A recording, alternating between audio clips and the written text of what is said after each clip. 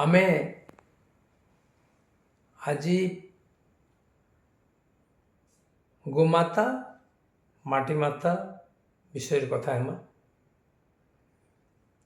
कथा बार आगु आम जानबार अच्छे जे माटी माता के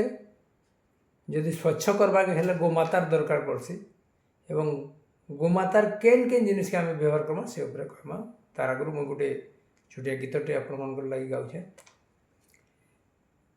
खर्सी आमर सुना रे खर्सी आमर सुना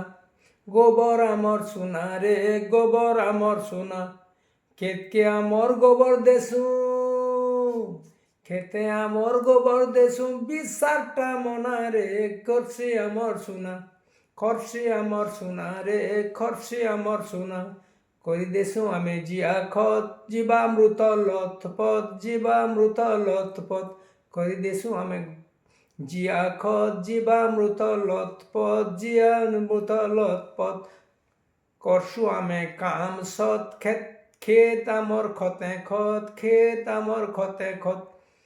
करसु काम सते सत खेत आमर खते खत खेत आमर खते खत आमर खाना जे खाएबा आमर खाना शेष जान बासिना रे गोबर आमर सुना खर्सी आमर सुना रे खर्सी आमर सुना खर्सी आमर सुना हो खर्सी आमर सुना खर्सीटा के आमको सुना बनावा पड़वा। खर्सी प्रकृत रे सुना है गाईर जेन गुरस बिकुछुं गुरसटा नु खर्सी बहुत दाम है तार गोमूत्र आहरी दाम है तो से लगे आम आज आमर जेन खर्सी के जहिंते ही बिकुछुं से केन्दाकि आम जीवामृत बने पार्मा केन्दाकि आम जिया खत बने पार्मा से उपरे चर्चा करवा। तो आम बहुत कम खर्चारे आम जिया खत बने पार्मा जिया खत के बने पार्मा गस्तल रे आम क्या करमा गोटे बेड तैयार करमा 30 फुट रो बाय 10 फुट इटा दुई दुईटा थुईदेमा भारे तले पहला जरी पकईदेमा तापर इटा थुईदेमा मैट सामान करी आम गोबर आमर पकईदेल खर्सी आमर जिमा जिते आमर बेडटा भरी जा प्रत्येक दिन खर्सी पकाउथमा से प्रत्येक दिन पानी झिटी दूथमा जेनता कि सी गोबर रे गैसटा नहीं रहबा ठंडा हो जाए जेनता ना करते आनमा गोटे मास धरण आम गोटे बेड पुरे देला आम जेते रो बेड भी नौ एवं से बेड रे आम जिया छाड़ 10 फुट बाय 1 फुट जदि अच्छे बेले 1 केजी जिया छाड़बार दरकार अच्छे 2 मास रे आमर से खर्सीटा सुना हो सुना माने जिया खत हो तो आम जिया आमर पाखे उपलब्ध अच्छे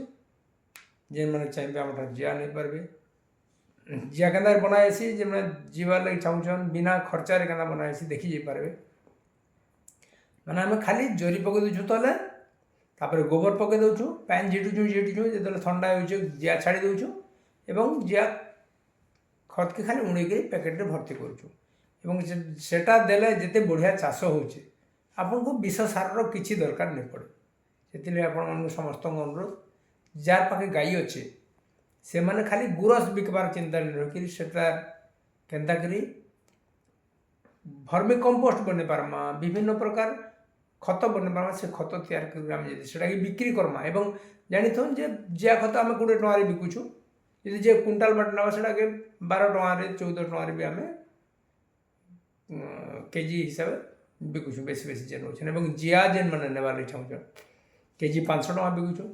पीस हिसाब से आम 2 लेखान बिकुचु जो पीस रे ने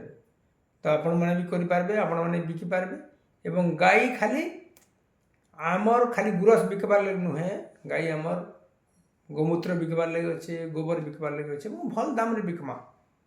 लोग सचेतन है से खाद्य खाइबार लगे आपण मैंने समस्ते आसो ये कामटा के हाथ के नमा खर्सी के आम सुना बनावा सुना जदि आम खर्सी के बनाला आम शरीर सुस्थ रहा माटी माँ सुस्थ रहा जीव जगत सुस्थ रहा परिवेश सुस्थ रहा समस्ते आम सुस्थ रहा जय जगन्नाथ समस्त जुहार।